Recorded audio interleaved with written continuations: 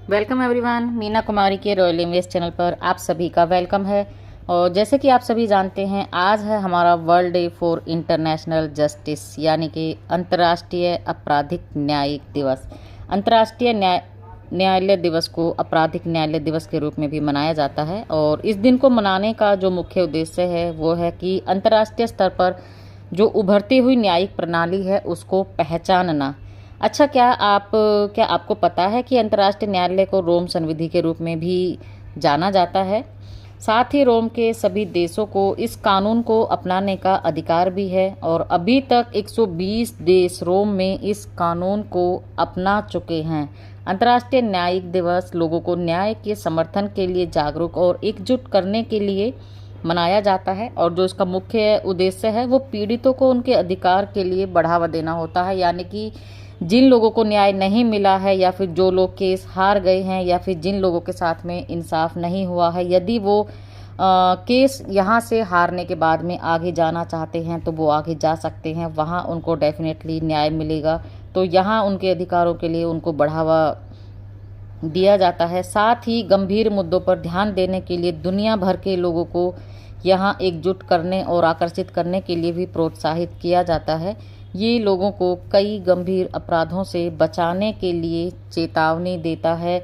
जो हमारा international justice होता है, न्यायालय होता है, ये ऐसे अपराध करने वाले लोगों को चेतावनी देता है। आपने कई बार देखा होगा ऐसे टेररिस्ट होते हैं या फिर कई बार ऐसी अफवाहें हमारे भारत के अंदर या फिर किसी भी देश के अंदर फैल जाती हैं। जैसे आपने पहले सुना होगा कि कोई इंसान है जो लेडीज़ों के बाल काट रहा है, या फिर कई बार बोला गया था कि खेतों में रात में लोग आते हैं और लड़कियों का या लेडीज़ों का किडनैप करते हैं।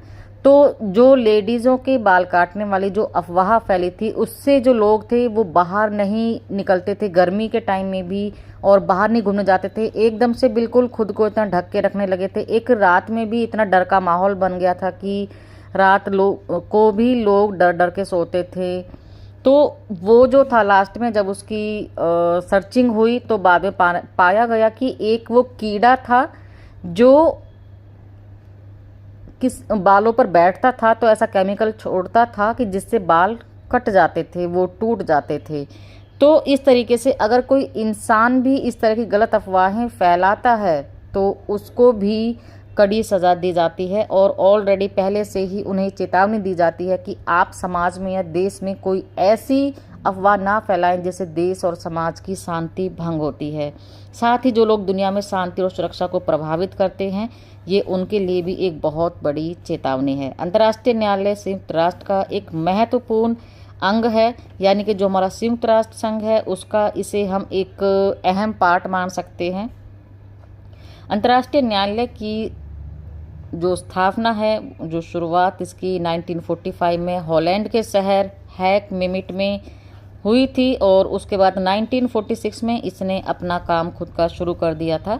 विवादों का निपटारा करना अंतर्राष्ट्रीय न्यायालय के अनुसार जो इसका काम है वो कानूनी विवादों का निपटारा करना है और साथ ही संयुक्त राष्ट्र के अंगों और विशिष्ट एजेंसियों द्वारा उठाए गए कानूनी प्रश्नों पर राय देना है। यानी कि संयुक्त राष्ट्र का कोई भी नेता या कोई भी कानूनी डिपार्टमेंट के अगर कोई सवाल होते हैं वहाँ से उठते हैं तो ये जो अंतर्राष्ट्रीय न्यायालय होता है उस पर अपनी राय रखता है। और अंतर्राष्ट्रीय न्यायालय की आधिकारिक भाषा है जो वो इंग्लिश है और फ्रेंच, दो भाषा रखी गई हैं। वहाँ पर जो भी कार्रवाई होती है वो दो भाषाओं में रखी जाती है, इंग्लिश और फ्रेंच, क्योंकि इंग्लिश ऐसी इंटरनेशनल भाषा है, लैंग्वेज है जिसे हर कंट्री के लोग समझते हैं और बोल सकते हैं। भारत सरकार ने भी कुलभूषण जाधव मामले में अंतर्राष्ट्रीय न्यायालय का दरवाज़ा खटखटाया था और जिसका मेन रीज़न था कि पाकिस्तान द्वारा टाउनसेन सेवा मुहैया कराने से इनकार करना। इतना ही नहीं, पाकिस्तान सरकार ने कुलभूषण जाधव मामले से जुड़े कानूनी दस्तावेज की कॉपी देने से भी इनकार कर दिया था और साथ ही पाकिस्तान ने कुलभूषण जाधव के परिवार को भी वीज़ा देने से भी इनकार कर दिया था। इसलिए भारत सरकार को कुलभूषण जाधव मामले में अंतर्राष्ट्रीय न्यायालय कोर्ट का दरवाज़ा खटखटाना पड़ा था। तो देखिए फ्रेंड्स, यहाँ पर अगर हमारे यहाँ कोई न्याय नहीं होता है या किसी को कोई न्याय नहीं मिलता है तो हमारी गवर्नमेंट उस केस को इंटरनेशनल न्यायालय में लेकर के जाती है जहां पर न्याय किया जाता है। तो इसी तरीके से जो ये दिन है वो पीड़ितों को युद्ध, मानवता और नरसंहार से संबंधित अपराधों के खिलाफ लड़ने में भी मदद करता है और हम सबको भी जुर्म के खिलाफ एक आवाज़ उठानी चाहिए, क्योंकि जुर्म सहन करना भी उतना ही बड़ा गुनाह है जितना कि जुर्म करना होता है। तो अपने आसपास के माहौल से सतर्क रहिए और सुरक्षित रहिए। और अगर आप किसी ऐसे इंसान को देखते हैं जिसके साथ में नाइंसाफ़ी हो रही है तो प्लीज़ आप उसको हेल्प करिए इंसाफ दिलाने में। और ये हम सबकी एक बहुत बड़ी मानवता है, एक ह्यूमैनिटी है, और हम इंसान के नाते ये ह्यूमैनिटी हमें करते रहना चाहिए।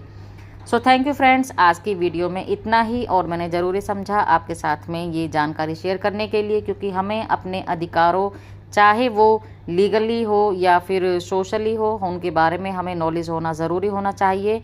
तो अगर वीडियो आपको पसंद आया है तो अपने दोस्तों के साथ में शेयर करें, लाइक करें और कमेंट करके हमें ज़रूर बताएं कि आज का वीडियो आपको कैसा लगा और कौन सी जानकारी इसमें आपके लिए ज़्यादा इंफॉर्मेशनल है। तो थैंक यू फ्रेंड्स।